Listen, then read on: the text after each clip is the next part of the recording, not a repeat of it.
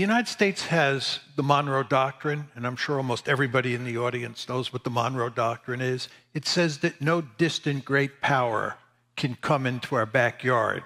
And during the Cuban Missile Crisis, the Soviets, of course, put nuclear-tipped missiles in Cuba, and President Kennedy said that that was categorically unacceptable.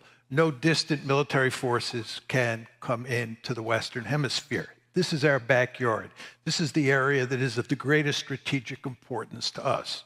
Basically, what the Russians were saying about NATO expansion is that by going into Ukraine, you are coming into our backyard. You are threatening our security. Americans should have understood this because Americans have the Monroe Doctrine. They should understand the basic logic here. But we refuse to accept it.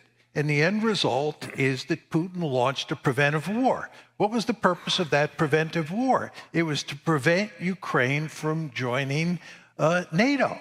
And it's very important to understand that a mere few days after the war started, Putin sent a message to Zelensky to start negotiations. And negotiations began in Istanbul. This is the famous Istanbul negotiations between the Russians on one side and the Ukrainians on the other.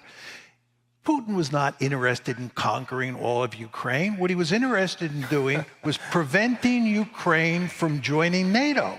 And if you look at what happened at the Istanbul agreements, that was the centerpiece of the debate.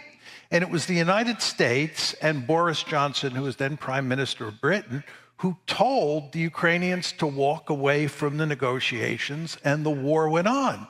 And the end result is that Ukraine is being destroyed. It's lost, and it will lose at least a fifth of its territory, and it will end up as a dysfunctional rump state.